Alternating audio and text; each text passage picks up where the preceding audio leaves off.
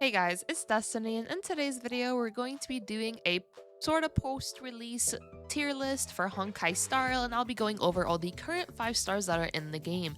Without further ado, let's get straight into it. So for today, we're going to be on mobilemeta.dg. I have been using this website recently for all my Style knowledge, and it's been pretty good if I'm being honest with you guys. For example, if I want to know more about Himeko, I can go to Himeko. We can look at her stuff right here, like her skills.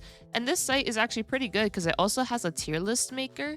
So what you could do is actually look at the characters, get a little refresh of what the characters can do, and then you can go to your tier list maker and make your tier list. You can also do team comps, which I think is really cool. You just have to drag them down. You could pick the relic, all that good stuff, and you can know the stats, which I think is pretty cool. But now let's just get into the tier list itself. So we go to builder here, and here's the tier list. So I'm going to begin by mentioning a few things. For the OP tier, let's just think of this as like an S plus tier. So essentially this tier is the characters that I think are by far the best in multiple game modes in the game. S tier is the normal S tier, just really, really good. They may be lacking one or two things, but they're highly good. A tier, phenomenal, but they are lacking maybe something the S tier has, or they may just be lacking certain things. They may be lacking something in the kit, or I just personally feel like the S or the OP tier are a little bit better. B tier is, once again, is just a little bit less better than A tier. Of course, though, with all of these tiers, I don't personally think anyone is C tier. I do think all these other tiers will likely be used, though. And of course, if any of the characters are on B or an A and they're not an S or OP, then it doesn't mean they're bad. I just want to get that quick disclaimer, and I'm going to be going based on every single mode in the game, which is Simulated Universe, Forgotten Hall, and so on. So let's begin with Bailu here. Bailu, in my opinion, is definitely in the S plus tier. The reason why Bailu is an S plus tier is because of her kit and what she provides for every team comp. I personally think Bailu is a character that can go on practically any team, and as a supportive character, she is probably one of the best. She is able to overheal your characters with her Invigoration, which I actually got to pull Bailu in my game, and Invigoration is awesome. Bailu is able to overheal, which means that your HP will go over the amount of HP you actually have. So think of it like kind of like a shield in a way, but not really a shield. You just have more health than you originally did, but this allows you to take more hits as a result. So in a way, it's like a little mini health shield that Bailu is able to provide for you. And I think that's really good because you can just get it from Bailu's skill, her ultimate, whatever it may be. Bailu is really good for that purpose. And also in her base kit, she's able to revive an ally once per battle. I think this is incredibly good because if she's able to do this, let's say your high DPS character, or rather your main damage dealer, let's just say it is Seele, for example. If she goes down on my team comp, I would not like that, but if she goes down, Bailu will be able to res her, which I think is incredible. So Bailu is absolutely up there for what she provides in every game mode because I think she's great for the story, the end game like modes, grinding, and so on. Next up, we will be doing Bronya. I put Bronya in the same tier for similar reasons, of course not healing though. Bronya is able to advance the turn of an ally, which is incredibly useful, especially for characters that could take advantage of this with their damage output, or if you're really in need of a heal. Let's say you do have Bronya and a healer or a shielder on the team, and you're really in need of those heals or the shields, or you just want to do extra damage.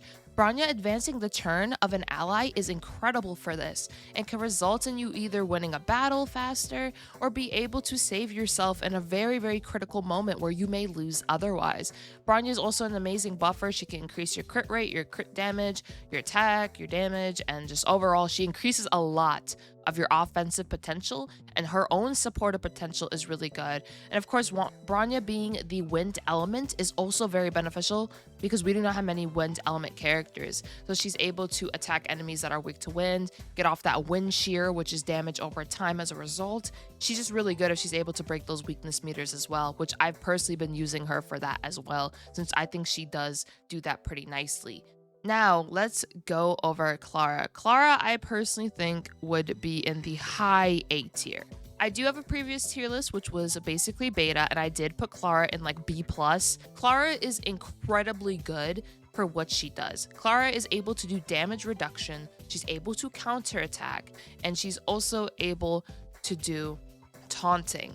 The reason why this is so good is because Clara, I always say it in my videos, Clara is like a wall that hurts you back really hard.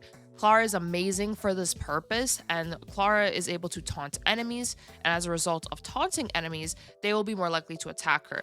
When they attack her, or I believe once she uses her ultimate, then she will be able to counterattack if any ally gets attacked, if I'm not mistaken. But just off her base kit before the ultimate, she's able to do the counterattacks. The reason why this is good is because Clara does a lot of damage to enemies with her counterattacks, and then she's also able to inflict her Savrock mark on enemies, which means that she'll be able to do more damage to them with her skill as well. So in the grand scheme of things, Clara is amazing for damage output, sustainability on your team, since she'll be taking those hits, especially if you pair her with March 7th, who's able to increase taunting on Clara, as well as basically just giving Clara a shield, so Clara's taking less damage essentially to her health as well. So overall, Clara, really good character. I know a few people have been not too sure if she's good. I personally think she's actually really good. I would recommend her in a lot of game modes, especially the end game like modes, where sustainability and being able to survive longer definitely matters quite a lot.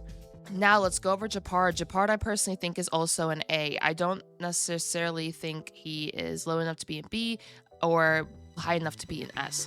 Gepard is really good for the purpose of essentially shielding your allies, and he's also able to self-revive himself when he's KO'd. So if he loses his health to the point where he's about to faint or go down, Gepard is able to actually res himself with a certain percentage of his health, if I'm not mistaken, and this allows him to now have the opportunity to shield, to do extra damage, whatever it may be. Gepard's skill is able to possibly freeze, and his ultimate also gives everyone a shield, as well as his technique before battle is also able to give shields. So Gepard is an incredible shielder, especially for endgame like modes. I feel like Gepard will really excel. So in early game, he's kind of whatever.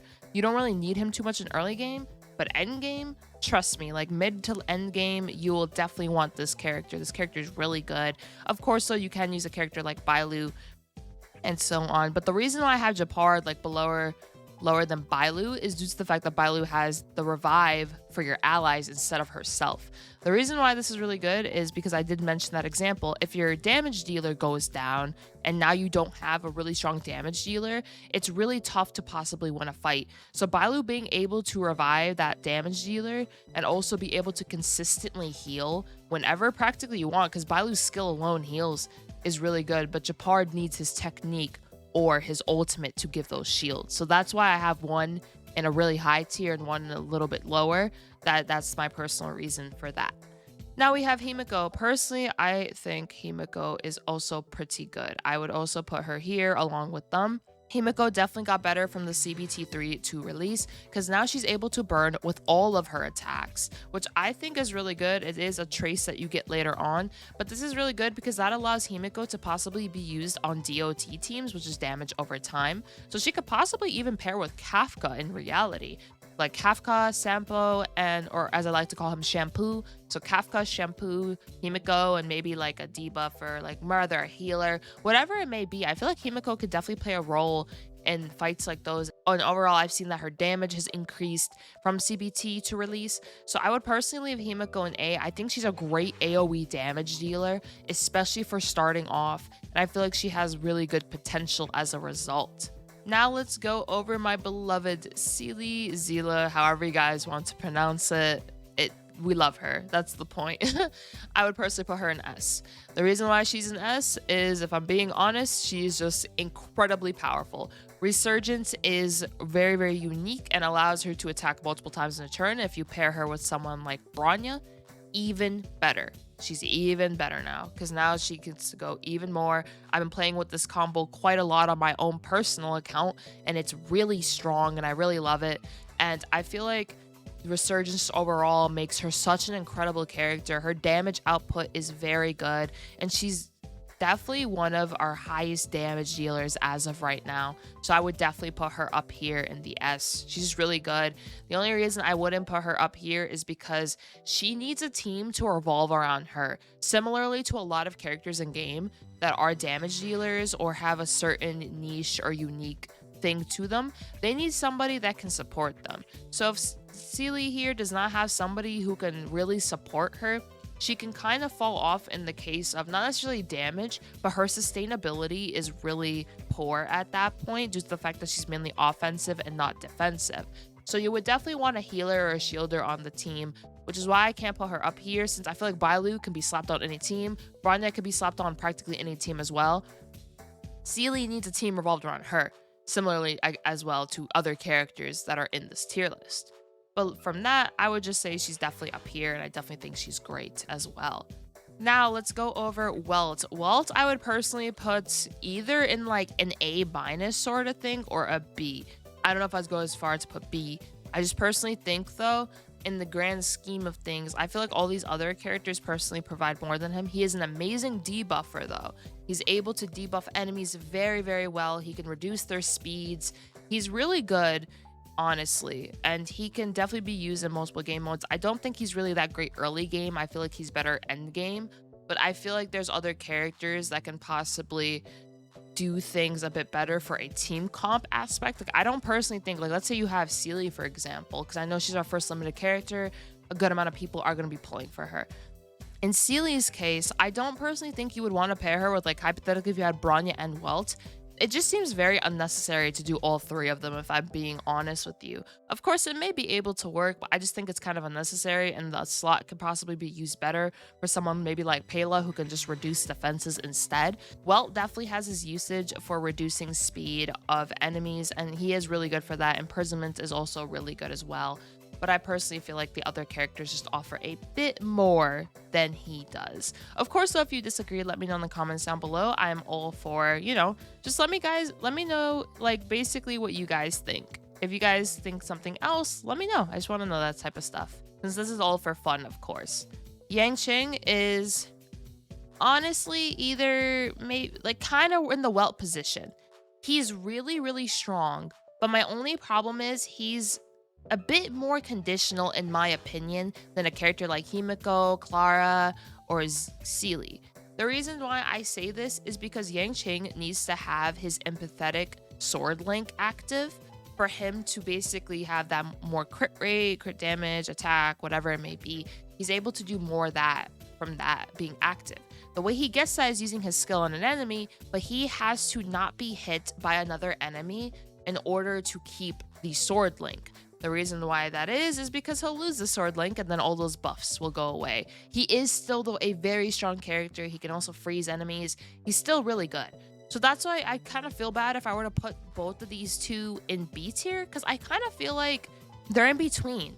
I do think they're like maybe a little bit below the A's I currently have, but I still think these two are really beneficial as well. Like, I think honestly all the characters we have now, all the 5 stars are really good. They all have something they can do, and they're all great options. If you get any of them, honestly, it would be great. But for the sake of it, I'll just put them here. I don't know. Like, I kind of want to move him, kind of don't. I'm not too sure.